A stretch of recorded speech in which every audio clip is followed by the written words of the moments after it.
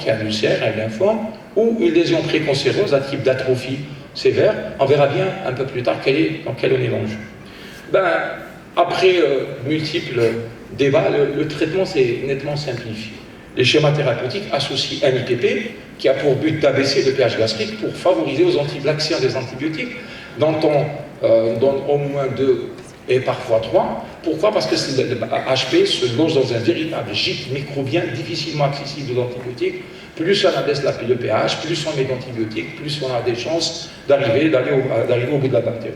Les schémas sont bien connus, la tripthérapie, que vous avez tous utilisé, qui utilise un IPP, l'amoxicilline, la clarithromycine ou le métronidazole, la quadrithérapie busmutée, la thérapie séquentielle qui a disparu un peu des radars des études, et le traitement concomitant, c'est clairement 3 antibiotiques et un IPP, avec de l'amoxicilline, de la clarithromycine, du métronidazole, et vous pouvez trouver le protocole dans toutes les publications.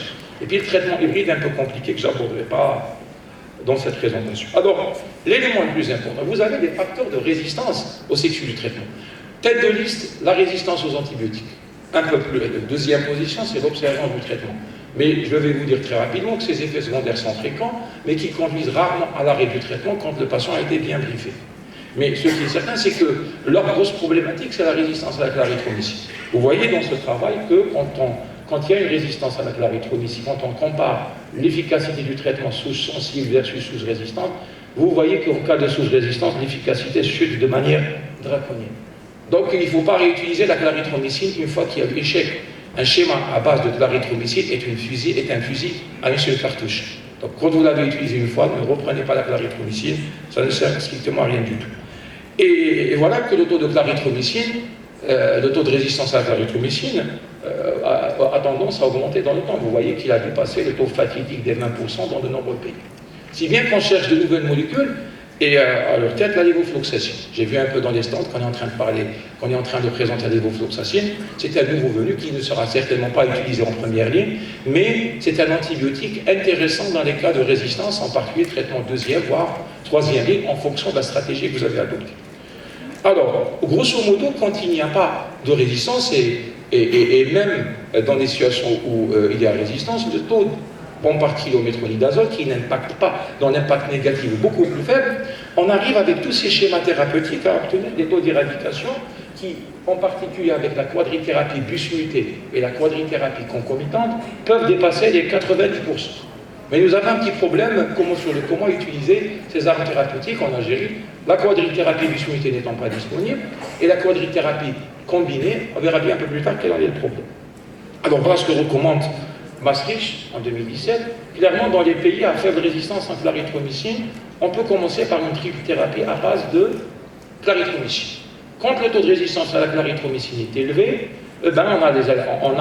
si la résistance au métronidazole est faible, on peut utiliser une trithérapie à base de métronidazole, et dans les autres cas, c'est entre la quadrithérapie busmutée et la quadrithérapie concomitante. Clairement, on a grandement simplifié le traitement d'infection Helicobacter pylori. Quand on a des données sur la résistance dans un pays, ok, on peut en faire appel, on peut les utiliser pour poser des indications. Quand les études ne sont pas dynamiques dans le temps, et nous avons il y a eu très peu d'études en Algérie durant les 10 dernières années, c'est ce qu'on essaiera de faire dans quelques temps, et bien on a du mal à se positionner. Mais ce qui est certain, c'est qu'en Algérie, la réalité c'est qu'il n'y a pas de quadrithérapie busmutée. Donc, soit on reste trithérapie pendant 10 à 14 jours, plutôt 14 jours, à base de métronidazole, pour laisser la clarithromycine en 2e ligne, ou bien vous pouvez donner le traitement combiné, mais en 2e ligne, vous devez poser des questions, quelle est l'alternative? Plus simplement, avec l'arrivée de la lévofloxacine, je pense qu'on va transiter vers une quadrithérapie combinée et un traitement à base de lévofloxacine en 2e ligne. Ça pourrait être une attitude intéressante qu'il faudra évaluer évidemment par les études. Et un traitement guidé par la PCR, malheureusement la PCR était la vedette de l'infection Covid. 30 ans plus tard, en Algérie, il n'arrive pas à être présent sur les marchés de l'infection Helicobacter pylori, même si on estime la prévalence de l'infection en Algérie à plus de 90%. C'est un pays à très forte prévalence d'infection, et pourtant la PCR n'est pas au rendez-vous. C'est toutes les problématiques de la gestion des marchés, des autorisations de mise sur le marché, mais ça, c'était un autre débat. Alors, en 2e ligne, alors, ça avance, où est-ce que on va faire ça? Alors, et en 2e ligne, les choses sont assez simples. c'est grosso modo, ça se joue entre la quadrithérapie bismutée et une trithérapie à base de, voire une quadrithérapie à base de fluoroquinolone, c'est en fonction du schéma que vous avez utilisé en première. Donc clairement, le schéma c'est grandement simplifié. Certes, il n'y a pas beaucoup d'antibiotiques dans l'arsenal thérapeutique du traitement de l'infection Helicobacter pylori, mais on peut aujourd'hui se positionner et surtout évaluer ce qu'on est en train de faire sur le terrain. C'est peut-être des études qu'on va réaliser dans un futur très proche. Alors par quel test contrôler? Quand vous traitez, vous devez contrôler l'éradication de la bactérie. Le gold standard reste le test respiratoire que j'ai présenté tout à fait au début. Et vous voyez pourquoi? Parce qu'il reste égal à lui-même avant et après traitement. Il n'y a pas beaucoup de biais d'échantillonnage et c'est un test particulièrement performant après traitement éradicateur. Alors quand contrôlé, on voit cette étude montre clairement que la sensibilité du test respiratoire augmente avec le temps, si bien qu'on a tendance plutôt à conseiller le contrôle de l'éradication 12 semaines après traitement. Il n'est jamais urgent de contrôler l'éradication. C'est d'ailleurs ce que recommande le consensus de Maastricht, au minimum 4 semaines, et on peut aller jusqu'à 12 semaines, c'est ce que montrent plusieurs études. Donc clairement, il y a des mots-clés dans tout ce que j'ai présenté. Il y a des enjeux de l'éradication, c'est des patients qui présentent des lésions significatives. Il y a l'impact sur le terrain, il y a des schémas qui se sont simplifiés, il y a la résistance aux antibiotiques qui est au centre du débat, et il y a une évaluation sur terrain que nous devons faire, et pourquoi pas faire participer le privé et dans une logique de collaboration entre le privé et le public. Ça augmente les échantillonnages et ça donne peut-être plus de crédibilité aux études que nous sommes censés réaliser en Algérie. Alors, cancer gastrique à Helicobacter pylori, quelques mots. Il n'y a pas photo, le cancer en Algérie gastrique, c'est une catastrophe. C'est des sujets jeunes qui sont diagnostiqués le plus souvent au stade avancé non chirurgical. Et c'est ce que montrent toutes les études. Si vous avez assisté à la SAGIT, c'est ce qu'ont montré toutes les études qui ont été présentées. Alors, ce qui est intéressant, c'est de voir dans le rétroviseur. Les études nous démontrent que l'espace de carcinogénèse se situe autour de 20 ans. Cette étude, portant sur une courbe suédoise, nous montre clairement que c'est après 15 ans que le risque de cancer augmente, en particulier quand les patients présentent une dysplasie. Et donc tout le problème, ça veut dire qu'on a le temps. Mais tout le problème est un problème d'échantillonnage. Alors, le deuxième élément important, c'est que les lésions précancéreuses, notamment les atrophies sévères, régressent après traitement éradicateur. Cette étude publiée dans le GUT par Mera et collaborateurs qui a scoré les lésions, en particulier les lésions d'atrophie, vous voyez ici, entre 3 et 3,25, montre clairement que quand on éradique Helicobacter pylori,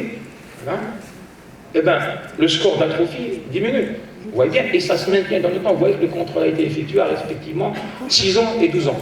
Donc il y a de vrais enjeux. Quand il y a des lésions significatives à l'histologie, même si le patient continue à être symptomatique, il faut éradiquer l'Helicobacter pylori parce que ça influence le devenir du patient.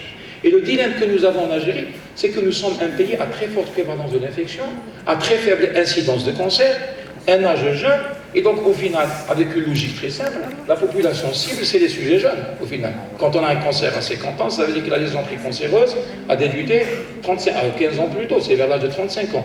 Et donc toute la problématique est là. Nous avons du mal à trouver une population cible à travers laquelle on peut réduire l'incidence du cancer gastrique. Et encore une fois, c'est un travail que nous devons faire tous ensemble.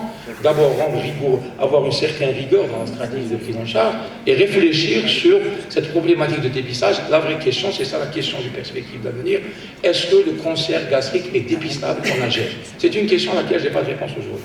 De toutes les manières, en mars 2012, j'arrive bientôt vers la fin, on recommande, il y a la chromondoscopie qui s'est mise à partie.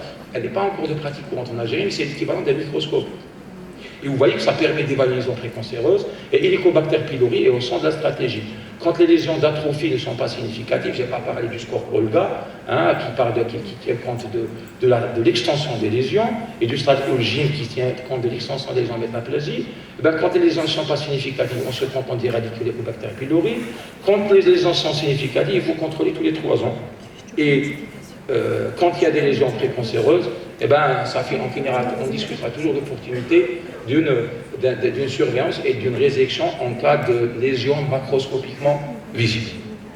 Alors, finalement, quelles sont vos attentes pratiques courantes? Vous avez un patient qui va se plaindre d'une symptomatologie digestive haute, qui peut-être prend de l'aspirine, vérifiez toujours la notion d'AINS parce que ça peut passer inaperçu, notamment sur les sujets présentant des facteurs de risque cardiovasculaire pour lesquels l'aspirine n'est pas un médicament.